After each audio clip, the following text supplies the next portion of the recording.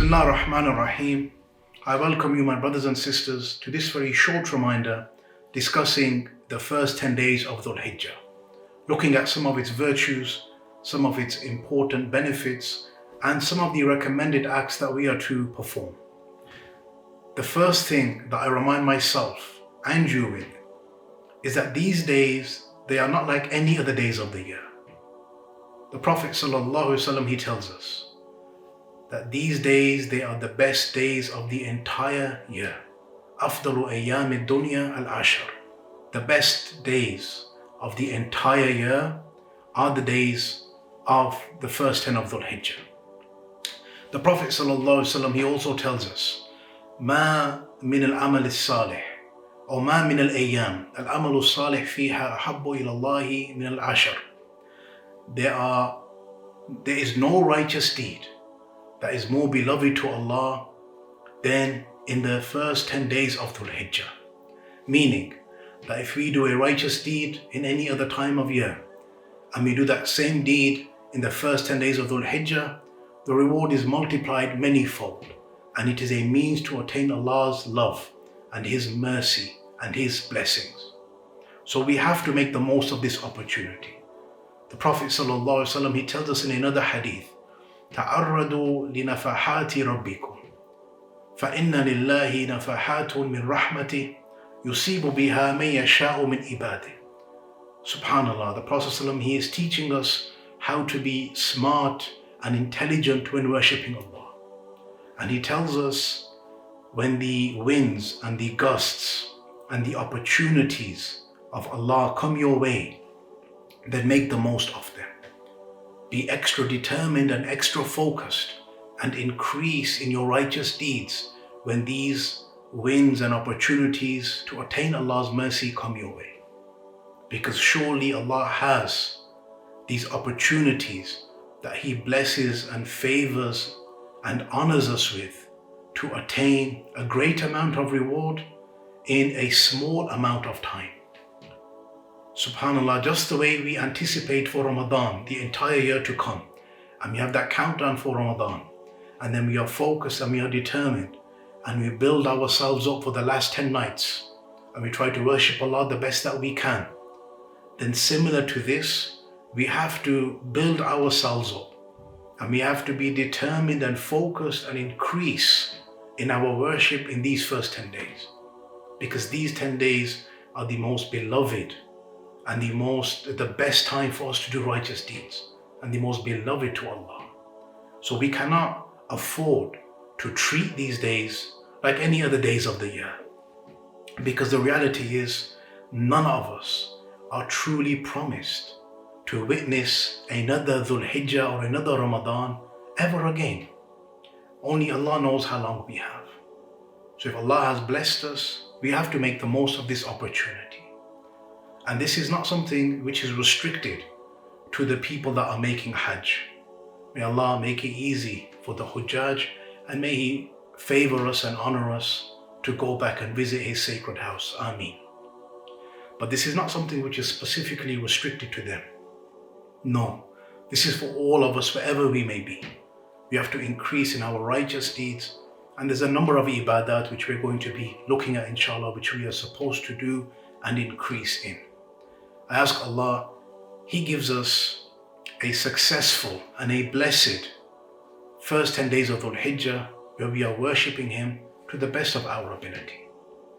One of the reasons why there is so much virtue and importance to the first 10 days of Dhul-Hijjah, as the scholars of Islam have explained, is that it is the only time of year where the 5 pillars of Islam are all being acted upon. As we know, the Tawheed of Allah is always with us. Our Iman and our faith in Allah, that is with us. As long as we have breath in our lungs and we are alive, then our hearts are beating, then our Tawheed is there. We are always dependent and relying and worshipping Allah. As for Salah, then of course that's throughout the day and throughout the night around the year. Then as for giving zakah or giving charity, then there's also an opportunity for one to pay zakah if they haven't done so in these 10 days. because it's the time for a great amount of reward. But also spending in Allah's way. In these 10 days, it's not like spending outside. So we are supposed to increase in our charity in general. Then, of course, we have fasting. Now, it's not the fasting of Ramadan, but many of the scholars did say that the best time to fulfill and make up the fast of Ramadan, if they are outstanding, is in these first 10 days, as some of the Sahaba would do. And of course, we have the specific fast of Dhul-Hijjah, of the Yawm al-Arafah, We have the specific fast of Yawm al-Arafah, which we're going to speak about, which the Prophet tells us it expiates the sins for the previous year and the year to come. And then the fifth pillar being Hajj. Then as we know, these are the days of Hajj, and this is the only time of year that Hajj is to be performed. From the points that help us understand the importance of these first 10 days is the fact that Allah mentions them throughout the Qur'an. An example of this is where Allah takes an oath by these 10 days. At the beginning of Surah Fajr, وَالْفَجْرِ وَلَيَالٍ عَشْرٍ, where Allah takes an oath by the time of Fajr, and He takes an oath by the first 10 days of Dhul-Hijjah. Also we find in Surah Hajj, Allah speaks about these days, and He tells us about their importance and some of their wisdoms, where He says, لِيَشْهَدُوا مَنَافِعَ لَهُمْ وَيَذْكُرُوا اسْمَ اللَّهِ فِي أَيَّامٍ مَعْلُومَاتٍ عَلَى مَا رَزَقَهُم مِّن بَهِيمَةِ الْأَنْعَامِ, so that they may come and witness that which is going to be of benefit to them, and so that they may increase in their remembrance of Allah's name in the well-known days, referring to the days of Dhul-Hijjah, showing us their clear importance. From the points that help us understand the great importance of these 10 days is the fact that the 9th day of Dhul-Hijjah is the day of Arafah. And this is the most important day of the entire year. And subhanAllah, just the way the first 20 days of Ramadan are preparing us to find the last 10 nights. So the first 20 days are a build-up for the last 10 nights.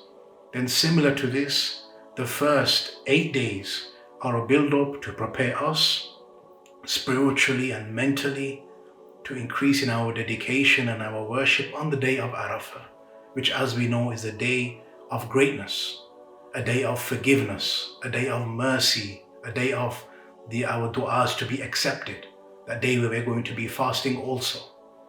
That day from that time of Fajr, we are going to be focused and determined not to lose a moment in sin and in heedlessness, but rather we're going to fast in the day and remember Allah as much as we can and make as much as dua as we can also. And the Prophet ﷺ told us about the day of Arafah, and he said, the best thing that I have said and the best thing that the messengers before me have said is the dua, La ilaha illallah wahdahu la sharika lah, lahul mulk wa lahul hamdu wa huwa ala kulli shay'in qadir. And inshallah we will speak about this in the future in more detail. And the reward of fasting on the day of Arafah is that we are forgiven for the sins of the previous year and the sins of the year to come. SubhanAllah, just ponder and reflect over Allah's immense mercy and His rewards. We're fasting from Fajr until Maghrib for 1 day. We get the reward of fasting for 2 years. And our sins are forgiven for the previous year and the year to come, showing us how great and how merciful Allah truly is. May Allah give us success and tawfiq to attain His mercy and His pleasure, and may He enable us to be from those people that are focused and determined in these blessed 10 days.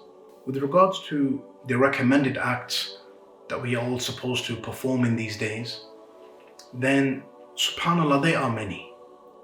And in general, we are supposed to be more focused and more determined in worshipping Allah throughout the 10 days. We're supposed to have an increase in righteous deeds, just the way we do for Ramadan. And this is not specific for the people that are going Hajj. No, but these are blessed days that Allah has favored us and honored us with wherever we may be. And of course, that starts with our 5 daily prayers, learning the meaning of the words that we're saying, learning the meaning of the du'as, praying on time, praying with humility and focus, understanding that we are standing in front of Allah and we are speaking to Him directly. And we are saying Allahu Akbar at the beginning of our prayers, that Allah, He is greater than anything in existence, and I'm sacrificing my time and whatever it may be to come and worship You and to attain Your pleasure and to attain Your forgiveness and to attain Your mercy and blessings. This is something which we do throughout the day, but in the days of Dhul-Hijjah, this is something which we are supposed to increase in. And then of course there's the Dhikr, which we're going to speak about. And then we have the book of Allah, reciting the Qur'an as much as we can. And as we know as Muslims, we can never really be far away from Allah's words in our life. We have to constantly work on our relationship with Allah's words, reciting the Qur'an, understanding its meanings, trying to comprehend the great wisdoms and guidance in the book of Allah, and then bringing that into our lives the best that we can. This is something which we have to increase in also. And on top of this, we have to have that family ibadah, that communal worship, where the family understands that this is a special time of year. These 10 days of Dhul-Hijjah, as the Prophet ﷺ told us, they are the best days of the year. So our children and our wives and our siblings and whoever it is that we live with, they need to feel and understand this, that this is a special time. And Eid is, of course, at the end of these 10 days.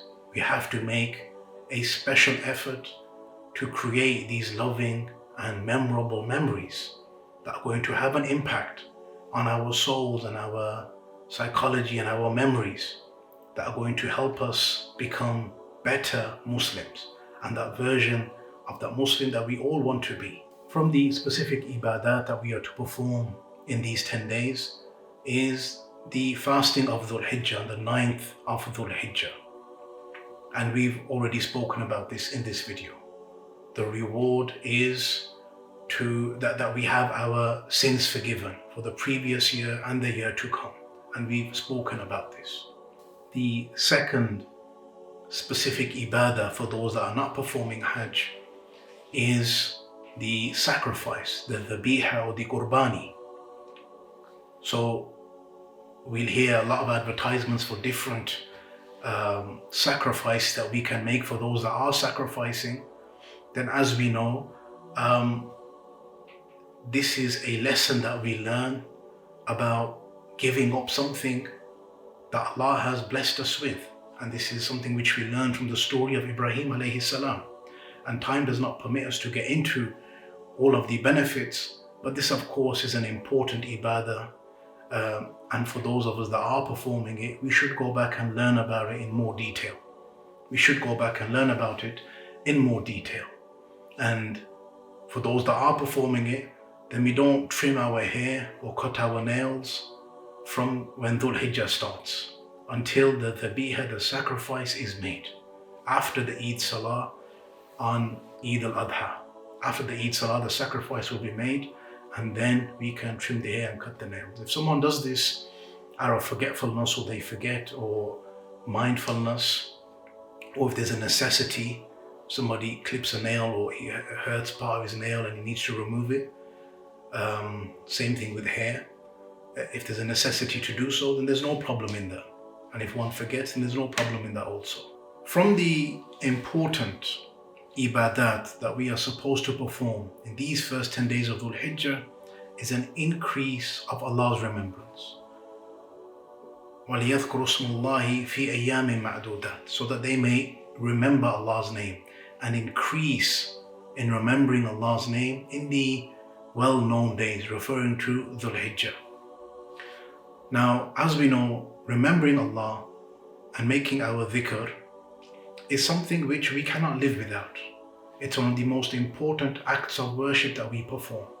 And when we look at the life of the Prophet ﷺ, then from the moment he woke up to throughout his day, to the time that he slept, the Prophet ﷺ is always making dua, even if he startled in the night. when he's leaving his home, when he's eating, whatever he is doing, he is making dua and dhikr and remembering his Lord. And as Allah tells us, Ala bi dhikrillahi tatma'innul qulub, that only in the remembrance of Allah do the hearts find true peace and true happiness and true contentment. But in these 10 days, like I mentioned, we have to increase in our righteous deeds and in particular in Allah's remembrance. And this is something that the Prophet ﷺ advises us to do specifically, where he says, مَا مِنْ أَيَّامٍ الْعَمَلُ الصَّالِحِ فِيهَا أَحَبُّ إِلَى اللَّهِ, that there are no days that the righteous deed is more beloved to Allah than in these 10 days. فَأَكْثِرُوا فِيهَا التَّحْمِيدِ وَالتَّهْلِيلِ وَالتَّكْبِيرِ, then increase in your making the takbir of Allah, the takbirat that we make, Allahu Akbar, La ilaha illallah, Allahu Akbar, walillahi alhamd. So we have to increase in Allah's remembrance. And this is done in two ways. The first way is that we increase in Allah's remembrance from as soon as Dhul-Hijjah is announced.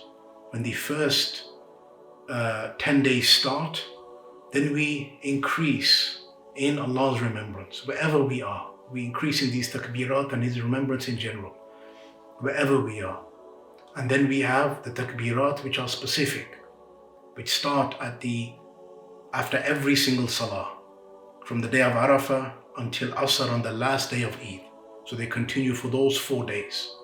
And they are the specific takbirat after every salah. So this is something which is important.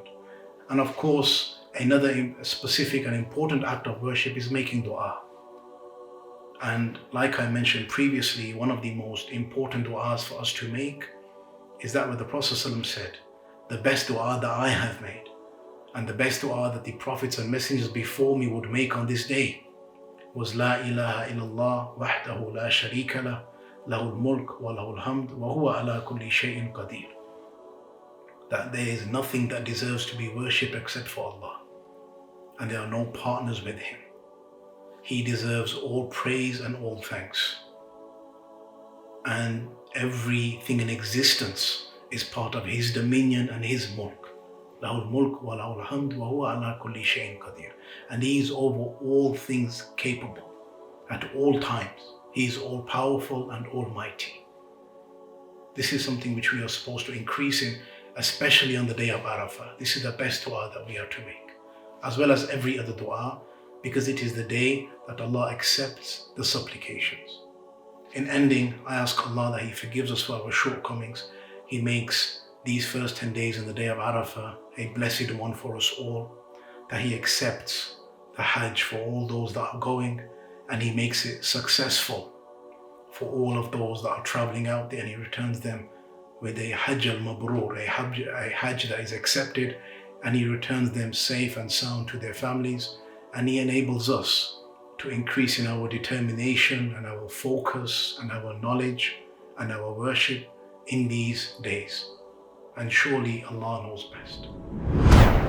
Please like, share and subscribe to the Digital Member YouTube channel and hit the notification bell.